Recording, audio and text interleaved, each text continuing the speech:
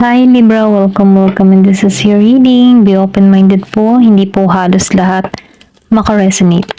Kaya piliin niyo na lamang and thank you nga po pala sa mga nag-subscribe, lalo na po sa mga bumabalik. Marami pong salamat. Ayan. Give me the message for Libra. Ano yung mensahe sa'yo?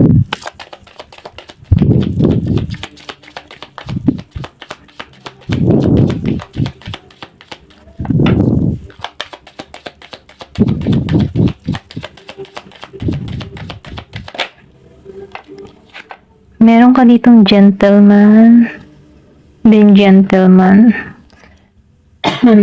Excuse me.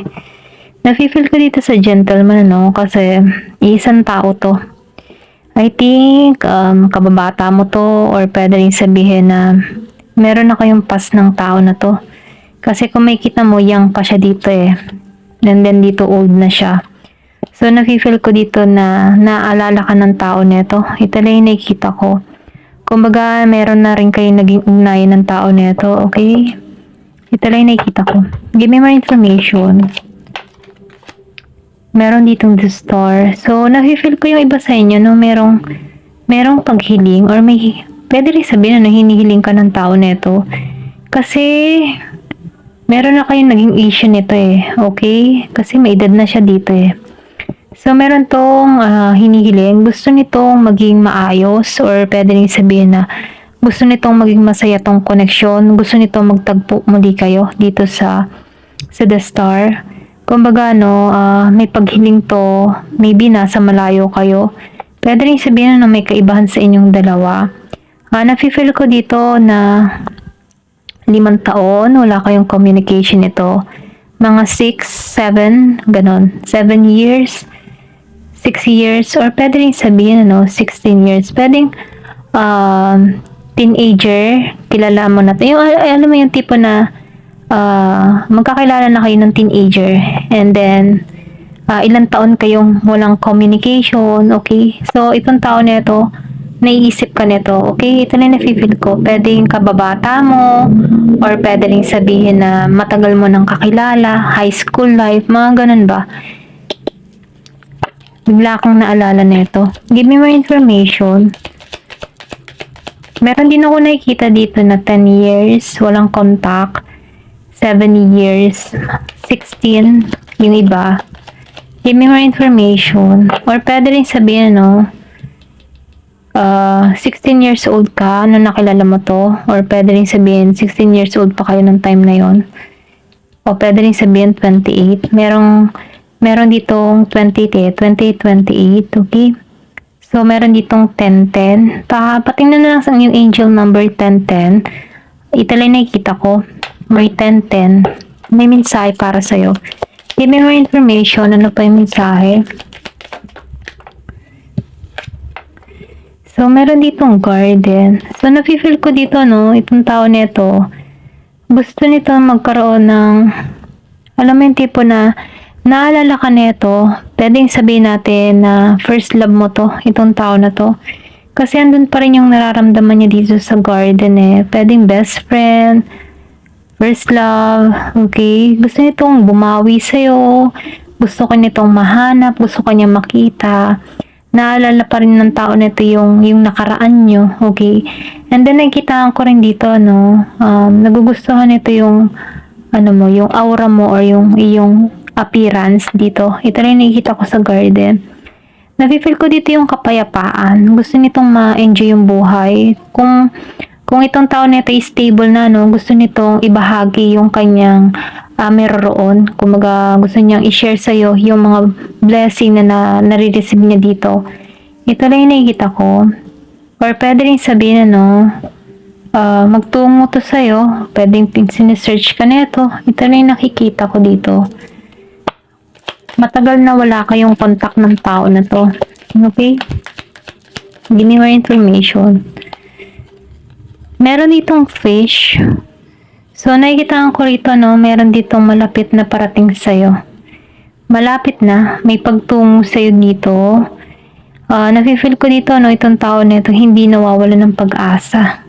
Kasi may paghiling siya dito okay? May gusto siyang mangyari. Give me more information. Meron ditong facts. So, nakikita ko rin dito, no?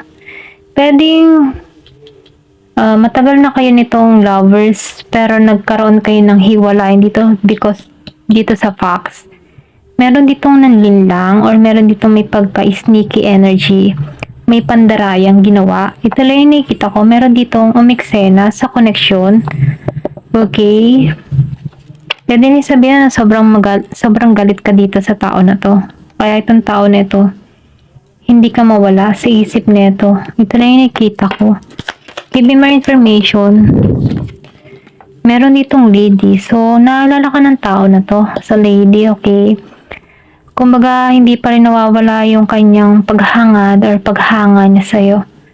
Kumbaga, nafe-feel ko dito yung, kasi kung makikita mo yung lady dito, may edad na rin eh.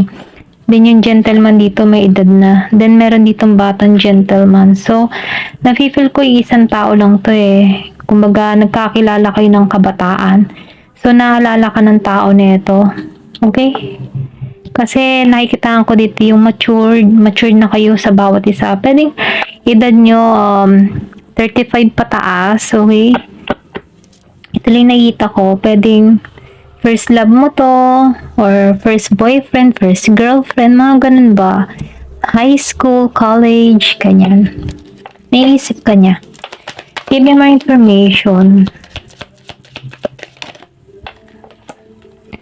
So, meron ditong cloud. So, itong tao na ito, no, nafe-feel ko dito na meron ditong humahangad pa sa'yo eh. Kumbaga, nagkakaroon to ng desisyon or nag-iisip to.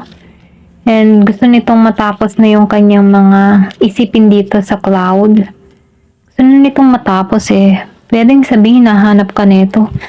Ito lang yung nakikita ko. Tingnan pa natin dito, no? Kung ano pa yung karagdagang mensahe sa'yo. Meron dito naghahanap sa'yo. Give me more information. Ano pa yung mensahe? Meron ditong 34. Meron din ditong 16, 28, 20, 20, 29, and 6. Okay? Pwedeng pinanganak ko ng mga binanggit ko dito. Give me more information. Meron 34 years old. Meron ditong eagle. So, nakikita ko dito, no? Meron ditong tagumpay na parating sa'yo. Yung iba sa inyo, hindi halos lahat. May tagumpay. Then, nakikita ko rin dito, no? May mga humadlang man sa inyo dito. Nafe-feel ko dito yung tapos na to eh. Kumbaga, panibagong chapter na to. Kaya may paghanap na to dito. Ikaw talaga yung apple of the eye ng tao na to.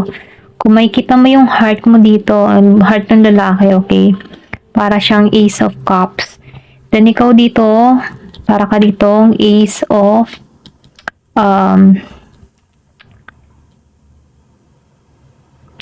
sword, okay? Nasa ace of sword ka dito sa lady. And then nafe-feel ko dito, no? Maybe kinat mo to or galit ka sa tao na to. Nagikang matalino dito. Yung bang tipong grounded ka, iniingatan mo yung sarili mo dito. Or pwede rin sabihin, hindi mo na to binigyan ng chance tong tao na to. Pwedeng past person mo to or may issue na kayo nitong dalawang to. Okay? Kasi nakikita ko dito, pwedeng asawa mo rin to or ex, ganyan. Ex-husband. Ito lang yung nakikita ko. Ayan, tingnan pa natin. Give me more information. Meron ditong triumphant. So, meron ditong trouble na naganap. Pwede rin sabihin, meron ditong pangyayari na kung saan inakusahan ka, nagkaroon ng trouble, nagkaroon ng selosan, okay? Hindi nagkaintindihan, may misunderstanding, mga ganun ba? Give me more information, ano pa yung mensahe? October. So, may pinanganak dito ng October. Or pwede rin sabihin, kasi Libra tong ating binabasahan day, October nga, Libra. I think nafe-feel ko dito, meron ditong pinanganak no October 16, 6, 20, 14.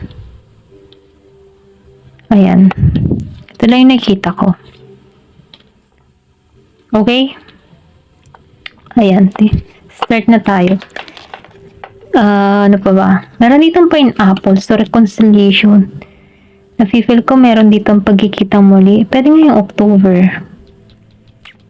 Okay. Kung meron dito pagkikita, merong importanteng magaganap ngayong October. Sige, ito nakikita ko. Ito yung numero. October 28, 29, 16, 20, 14, 6, and ayan, yun lang. Merong magaganap sa ganung buwan. Okay? Kasi meron ako nakikita dito magkikita. Reconciliation. Hindi halos lahat ha. Give me more information. Ano pa yung mensahe? Meron ditong tutungo sa'yo. Meron ditong quill. Get back to the basics. So, nakikita ko dito na gusto nito magsimula muli kayo. So, umpisa. Ayan. Give me more information. Quill. Meron ditong caterpillar. So, meron ditong parating na pagbabago sa'yo. Okay? Meron ditong magaganap na pagbabago. Meron ditong door. So, meron ditong magbubukas na oportunidad patungo sa'yo. May skull dito. Meron ka dito mga natuklasan dito sa skull. Kumbaga, mga natagong lihim na natuklasan mo. Nagpabigat ng kalooban mo dito. Pwede rin sabihin dito sa facts. Meron ka natuklasan dito. Okay?